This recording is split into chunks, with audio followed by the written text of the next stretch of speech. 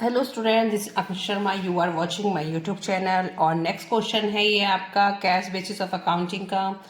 Start करते हैं question number 5। Pawan gives the following information about his income and expenses for the year ended 31 March 2025। तो ये भी question आपका क्वेश्चन नंबर 4 से बहुत मैच कर रहा है, बस इसमें थोड़ा सा ही डिफरेंस है। अब देखो आगे क्या दे रखा है। Expenses paid in advance, outstanding expense, income received in advance, income earn but not received. ठीक है, तो ये इन्फॉर्मेशन आपको गिवन है। Compute the net income of Pawan if he adopted cash basis of accounting, accurate basis of accounting. तो first हम adopt करते हैं कैश बेसिस ऑफ अकाउंटिंग। तो कैश बेसिस ऑफ अकाउंटिंग में जो भी आपके कैश में पे हुआ है या रिसीव हुआ है आपको वो देखना है। रेवेन्यू में जो इनकम रिसीव हुई है चाहे वो एडवांस में हुई हो लेकिन कैश आना चाहिए तो वो आप रेवेन्यू में दिखाते हैं। और एक्सपेंसेस में आपका पे करते हैं, एडवांस में पे करा हो या नॉर्मली एक्सपेंस पे हैं तो वो दिखा देते हैं। ठीक है, अब क्वेश्चन में जो आपको गिवन है एक्सपेंसेस पेड, ठीक है, और एक्सपेंसेस पेड इन एडवांस और आपके क्या है आउटस्टैंडिंग एक्सपेंस। तो एक्सपेंस पेड जो है उसके अंदर ये जो इस तरीके की इंफॉर्मेशन है। क्वेश्चन नंबर 4 में आपको एक गिवन था एक्सपेंस पेड इन एडवांस और उसमें साइड में लिखा हुआ भी था कि not including above. It means वो एक्सपेंस पेड में इंक्लूड है या नहीं है। जो भी है इंफॉर्मेशन गिवन होती है।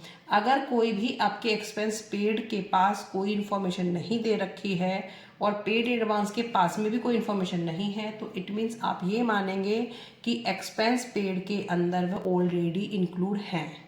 ठीक है, तो आप इसको मान लेंगे कि वो ऑलरेडी इंक्लूड हैं। ऐसे ही आपकी इनकम रिसीव्ड और इनकम रिसीव्ड इन एडवांस। तो इनकम रिसीव के पास भी कुछ नहीं लिखा है साइड में और ना उसमें कोई इन्फॉर्मेशन है तो इट मीन्स इनकम रिसीव भी आपकी क्या है उसके अंदर ऑलरेडी इंक्लूड है। तो आपको दोबारा से इंक्लूड करने की जरूरत नहीं है।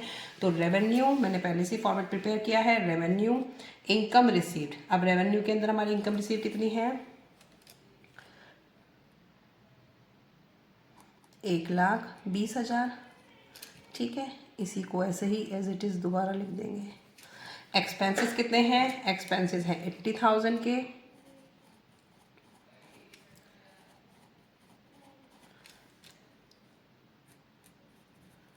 Net income as per cash basis के अकॉर्डिंग कितनी आएगी।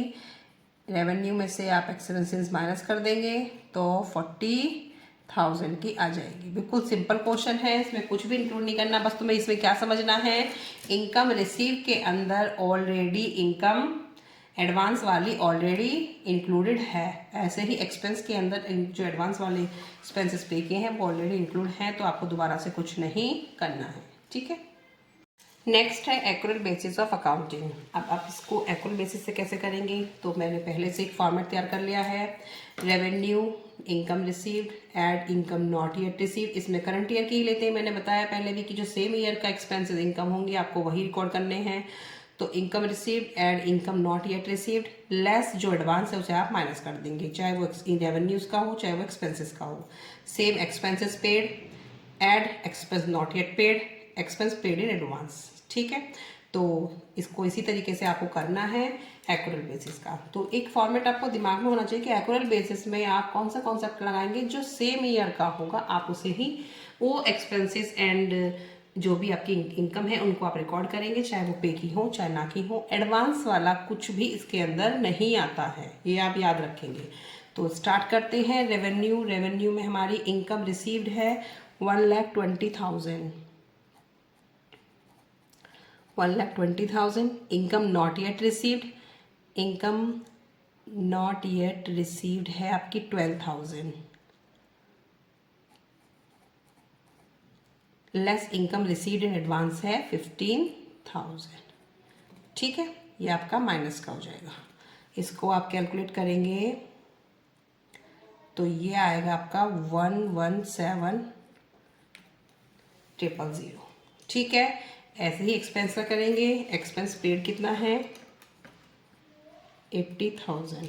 Not yet paid means outstanding expense 10,000 और expense paid in advance 20,000। Advance हमारा यहाँ भी माइनस है, एडवांस हमारा यहाँ भी माइनस है। ठीक है, तो अब आपका कितना आ जाएगा ये 90 माइनस 20 70,000। अब इसमें से इसको माइनस कर देंगे। Revenue minus expenses is equal to net income as per accrual basis. ये आ जाएगा आपका 47,000। बहुत सिंपल क्वेश्चन है, आपको बस एक बार फॉर्मेट में जाना है, बाकी इसमें कुछ नहीं है। ठीक है स्टूडेंट।